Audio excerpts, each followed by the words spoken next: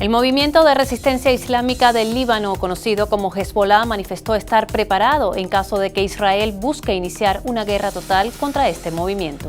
Presidente Lula destaca el éxito de la economía brasileña al ocupar el 8º lugar en el mundo.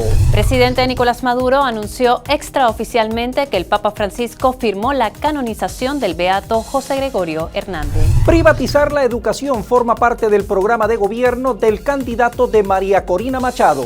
Y al cierre de esta edición conozca la historia de un sacerdote en Brasil que se ha dedicado a rescatar animales en situación de calle para llevarlos al templo e intentar que la feligresía los adopte.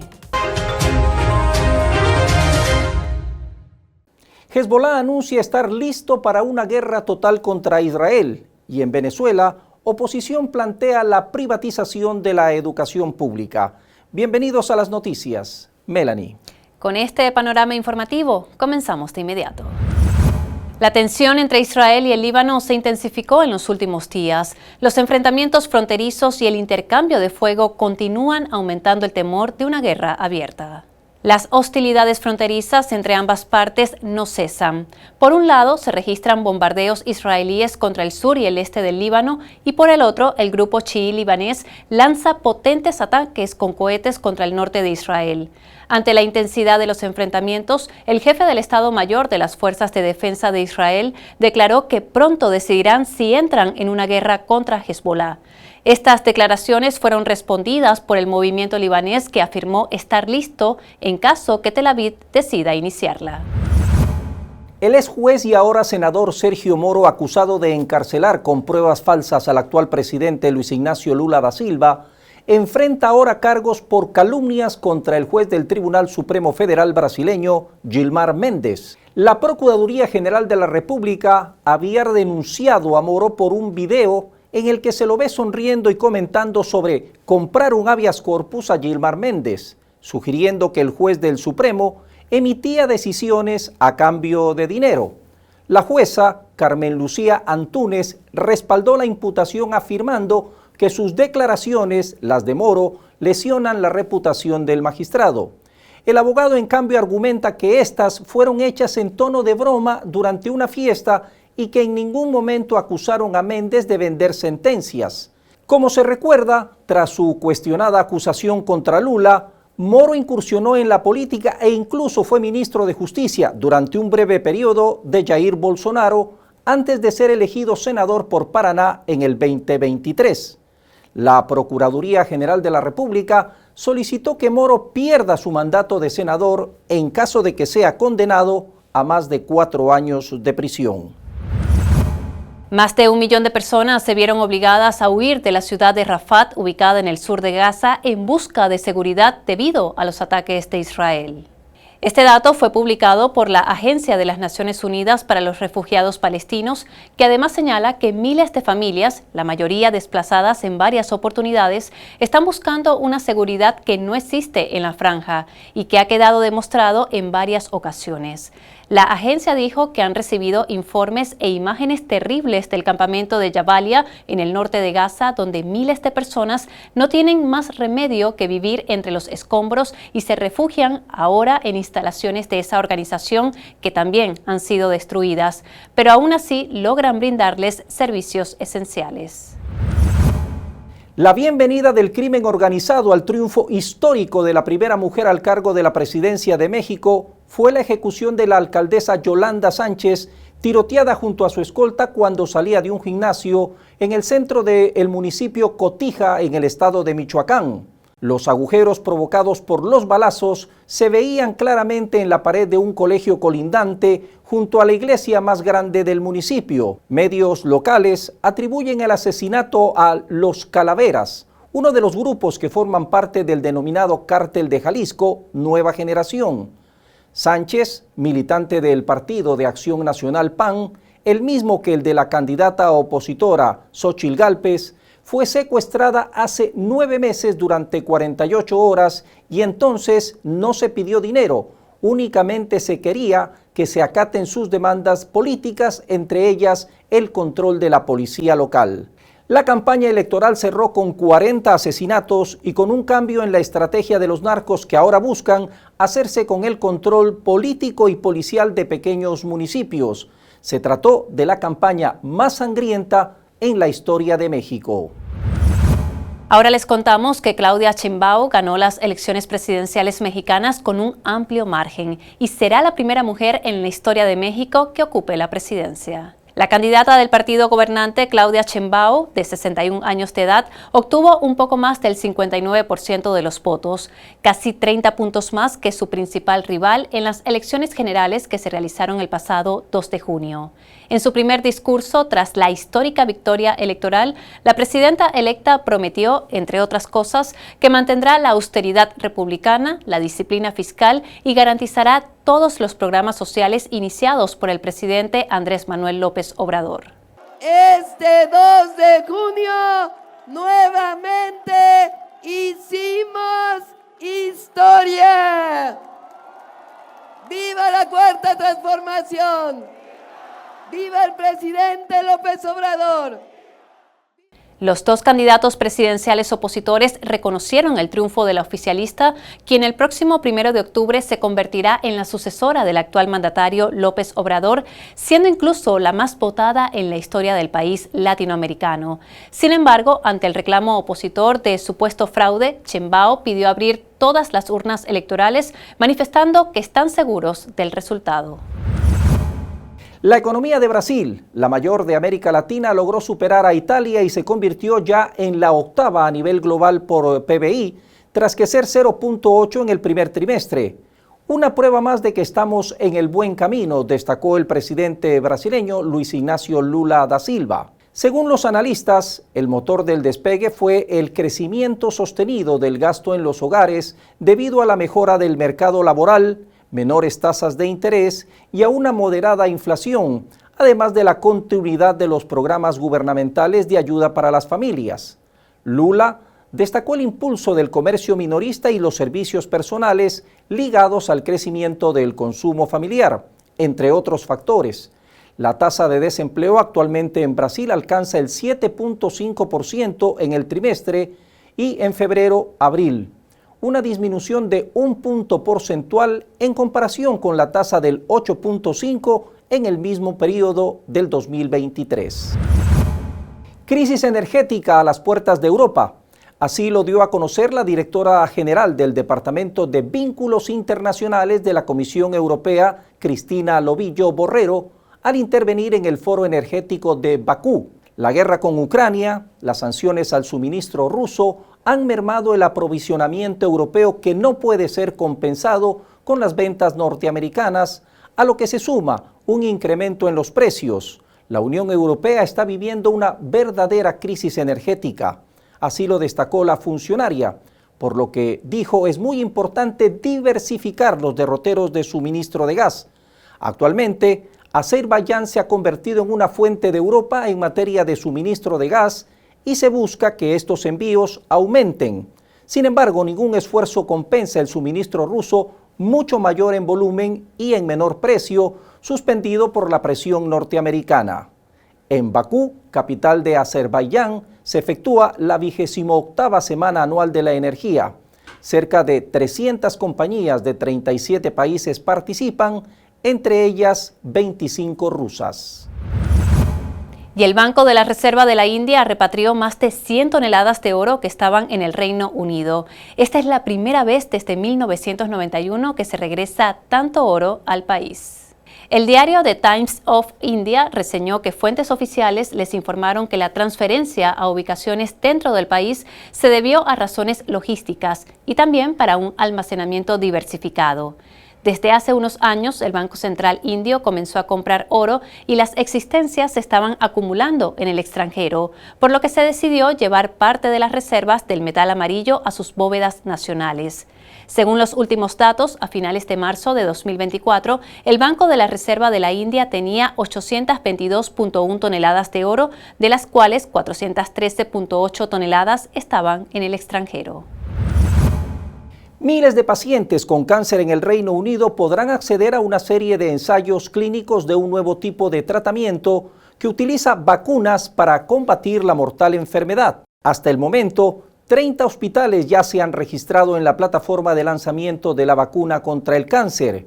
Estas están diseñadas para preparar al sistema inmunológico para que reconozca y destruya las células cancerosas restantes y reduzca el riesgo de que la enfermedad reaparezca. Las vacunas contra el cáncer se crean como tratamiento una vez que alguien ha sido diagnosticado con esta enfermedad. Se crea una vacuna que contiene instrucciones para que las células produzcan proteínas rebeldes mutadas exclusivas de sus células cancerosas. La intención es que la vacuna prepare el sistema inmunológico para buscar y destruir cualquier rastro restante de cáncer. De esta manera, se mejoran las posibilidades de que esté libre de la enfermedad en los próximos años. Los ensayos también reclutaron pacientes de Alemania, Bélgica, España y Suecia que recibirán hasta 15 dosis de la vacuna personalizada.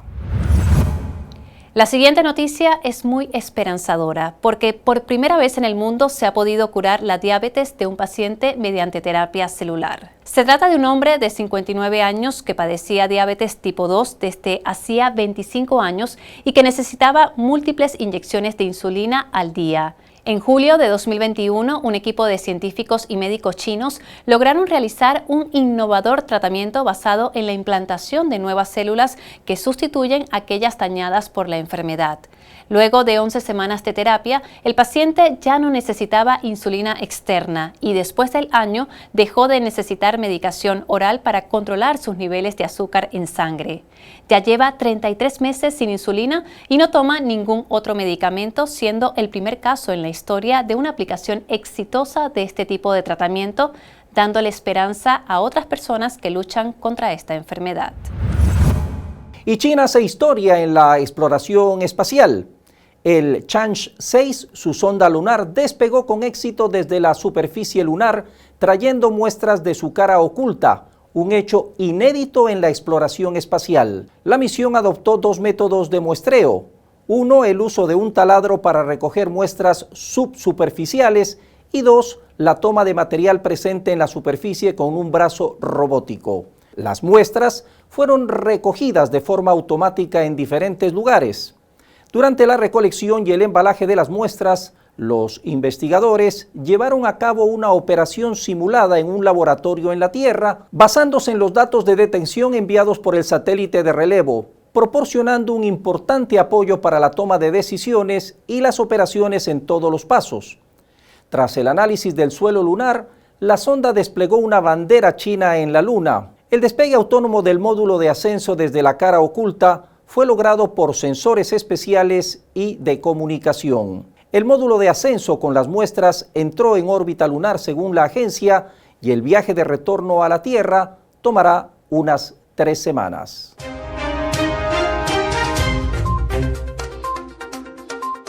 El presidente de Estados Unidos, Joe Biden, firmó el 4 de junio una orden ejecutiva que restringirá de manera drástica las solicitudes de asilo a los inmigrantes que crucen ilegalmente la frontera con México. La medida es temporal y permanecerá en vigor solo cuando el número de entradas diarias supere las 2.500 personas durante un promedio de 7 días. Dicha orden permitirá a las autoridades estadounidenses deportar a quienes no cumplan unos estrictos estándares de asilo, en lo que se supone una de sus medidas migratorias más duras y que se da en medio de la campaña electoral. Con camiones y barricadas, transportistas de carga internacional y comerciantes bloquearon varias vías que conectan Bolivia con Perú y Chile para denunciar una escasez de dólares y una falta de divisas que el gobierno niega. Los bloqueos se registraron en 9 puntos de los departamentos de La Paz, Oruro y Santa Cruz, según informó un organismo del gobierno. Secretario de Salud de México desmintió que en su país se haya registrado la primera muerte humana en el mundo por el virus AH5N2, como le informó la Organización Mundial de la Salud. El funcionario aseguró que el deceso de la persona infectada con este virus se debió a una falla renal y respiratoria. Puedo señalar que el comunicado que hizo la Organización Mundial de la Salud es bastante malo, ya que de entrada habla de un caso fatal, cosa que no fue así, murió por otra causa. El Kremlin ha negado que Rusia o sus servicios secretos hayan llevado a cabo ciberataques contra los Juegos Olímpicos tras las acusaciones al respecto del Reino Unido y de Estados Unidos. El secretario de prensa de la presidencia sostuvo que Rusia o los servicios rusos especiales siempre están siendo acusados de todo y por todos, y atribuyó esta última acusación a una frenética rusofobia.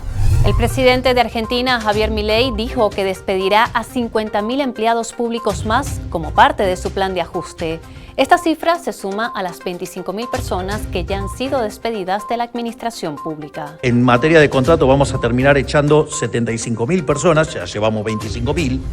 El secretario de prensa del Kremlin ha comentado que Rusia acoge con satisfacción la voluntad de Turquía de considerar unirse a los BRICS. Explicó que en la próxima reunión de la alianza se discutirá sobre su membresía a la Unión Europea.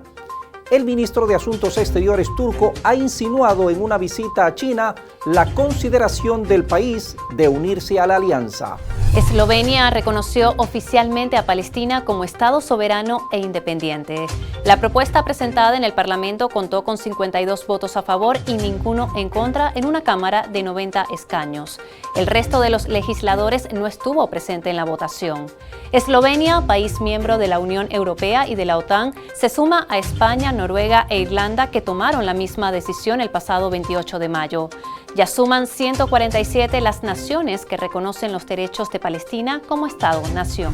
Buena parte del sur de Alemania está afectada por unas lluvias que han cobrado la vida de al menos 5 personas. Las precipitaciones de los últimos días han provocado una fuerte crecida del nivel de numerosos ríos, sobre todo en las regiones de Baviera, Baden y Württemberg, donde las autoridades informan sobre pueblos enteros anegados después de que se rompieran varias represas. Un juzgado de Madrid citó a la esposa del presidente de España, Pedro Sánchez, a declarar en calidad de investigada por la presunta comisión de los delitos de corrupción en el sector privado y tráfico de influencias. Begoña Gómez deberá comparecer el próximo 5 de julio ante la justicia, que investiga si ella ofreció su influencia personal de recomendación en la adjudicación de sustanciosos contratos en favor de determinadas empresas.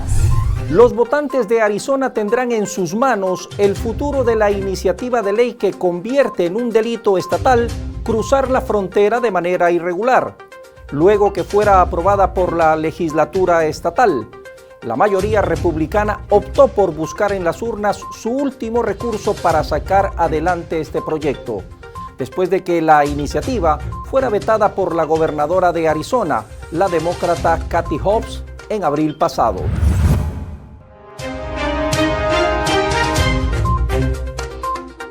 La opositora María Corina Machado hizo conocer a través de su candidato Edmundo González un mecanismo que plantea su plan de gobierno Venezuela Tierra de Gracia y que propone privatizar el sistema de educación mediante la entrega de vouchers educativos, lo que en la práctica implica transferir recursos públicos a instituciones privadas.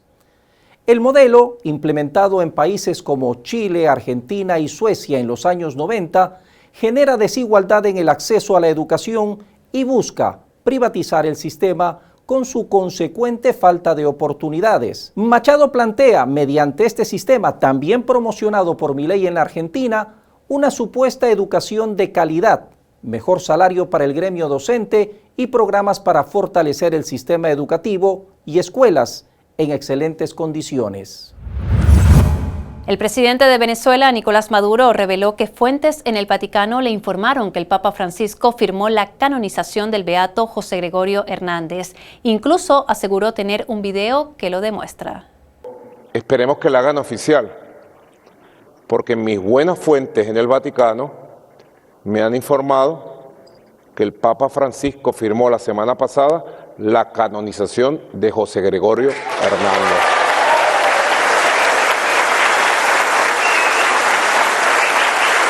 Es un gran regalo para nuestra espiritualidad nacional. Aunque oficialmente no lo han dicho, tengo el video. Con miras a las próximas elecciones presidenciales del 28 de julio, el Consejo Nacional Electoral dio a conocer, a través de la Gaceta Electoral, el registro definitivo de personas inscritas ante el Poder Electoral para ejercer su derecho al voto. El CNE detalló que al corte del 16 de abril del 2024, un total de 21.620.000 electores quedaron inscritos ante el ente rector para participar en los comicios para elegir entre los 10 candidatos que se disputan la presidencia de la República de Venezuela. Del total de personas registradas, 21.392.000 son venezolanos y 228.000 son extranjeros residenciados en el país. Por otra parte, el Poder Electoral, a través de la Gaceta, detalla que durante la fecha de registro se inscribieron 11.131 nuevos electores. La campaña electoral se llevará a cabo del 4 al 25 de julio y la elección se efectuará el próximo domingo 28 de julio. El jefe del Comando de Campaña Venezuela Nuestra, Jorge Rodríguez, alertó que la oposición se está preparando para cantar fraude y desconocer el resultado de la elección presidencial del próximo 28 de julio para generar violencia. La inmensa victoria de Nicolás Maduro Moros en las elecciones presidenciales del 28 de julio del 2024. Yo no digo esto para cantar victoria, yo digo esto para decir la verdad, porque es una victoria que tendremos que construir con nuestro pueblo día a día, hora a hora. Pero es la verdad y hay que decirla porque ellos ya tienen preparado, ¿adivinen qué? ¿Adivinen qué van a decir? Fraude. Igual que la ultraderecha mexicana, igualita la ultraderecha y la derecha venezolana. Anótenlo, van a cantar fraude, anótenlo por favor. Y el 28 de julio en la noche hablamos. Acuerdo mundial en petróleo. Petróleos de Venezuela, PDVSA, destacó que los países miembros de la Organización de Países Exportadores de Petróleo acordaron prorrogar las cuotas actuales de producción hasta finales del tercer trimestre del 2025. La empresa estatal destacó que la decisión se adoptó a la luz del compromiso continuo de lograr y sostener un mercado petrolero estable y de proporcionar orientación y transparencia a largo plazo para el mercado. Todo esto en línea con el enfoque de tratar de ser cauteloso, proactivo y preventivo que ha sido adoptado consistentemente. En tal sentido, se acordó extender el nivel de producción total de petróleo de los países miembros y no miembros de la OPEP. En la declaración de cooperación a partir del 1 de enero del 2025 hasta el 31 de diciembre del 2025, en los últimos 3 años, los países de la OPEP han efectuado recortes en conjunto sobre la producción de petróleo, todo esto con el propósito de estabilizar los precios. El último de estos anuncios lo realizaron en noviembre del 2023, en el cual decidieron reducir voluntariamente la producción de petróleo en un total de 2.2 millones de barriles diarios. Hasta finales del primer trimestre del 2024, la prórroga alcanza hasta el tercer trimestre del 2025.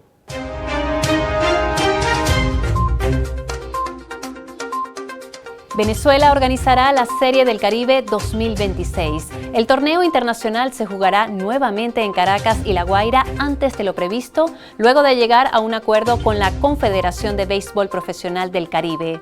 La edición 2026 estaba prevista disputarse en Puerto Rico, que cedió el turno a Venezuela, y a cambio la isla caribeña será anfitriona de la Serie del Caribe 2029, que originalmente le correspondía a la nación venezolana.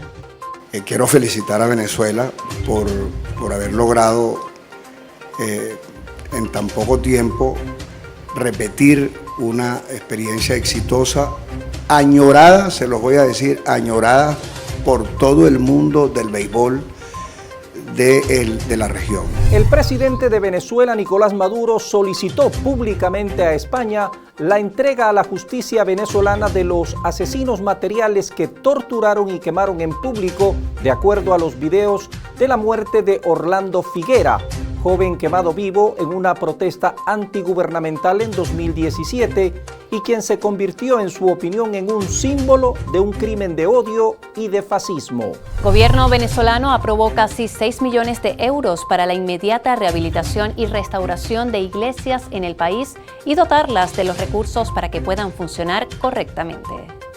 El beisbolista venezolano Tucupita Marcano fue suspendido de por vida de las Grandes Ligas tras violar las políticas de apuestas deportivas. Marcano se vio involucrado en ellas en su 9ª temporada con los Piratas de Pittsburgh. La investigación destacó que realizó cerca de $250,000 en apuestas, 90,000 de ellos en juegos de Grandes Ligas. Fiscal General de Venezuela calificó como una operación de falsa bandera el homicidio del exteniente Ronald Ojeda en Chile. Consideramos que el homicidio de Ojeda se trata de una operación, repito, de falsa bandera, una operación que tenía como objetivo enturbiar las relaciones entre Chile y Venezuela, justo cuando ocurría un importantísimo acercamiento. El Instituto Nacional de Meteorología e Hidrología, INAMET, informó la llegada al país de diversas ondas tropicales con presencia de nubosidad y lluvias en gran parte del territorio nacional. Aunque se desconoce la magnitud de las precipitaciones, se hace un llamado a estar vigilantes del fenómeno que estará presente en nuestras costas hasta el próximo mes de noviembre.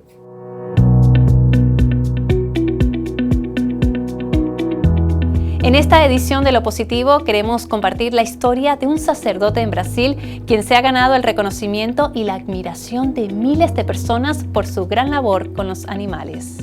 Se trata del padre João Paulo Araujo. Él lleva años rescatando y cuidando perros que son abandonados en el estado de Pernambuco, en el este de Brasil, ofreciéndoles también refugio en la casa parroquial. Y cuando ya están recuperados, los lleva a misa para que los feligreses se animen a adoptarlos.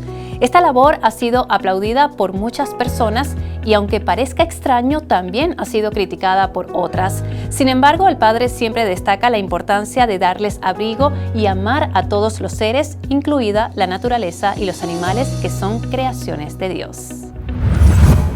Estas son las acciones que necesita la humanidad y que deben inspirar a miles y millones de personas. Así es, Melanie. Tratar bien a los animales constituye parte vital de nosotros los humanos. Por su atención, como siempre, gracias. Recuerden que saber ser feliz con lo que tienes es la verdadera riqueza.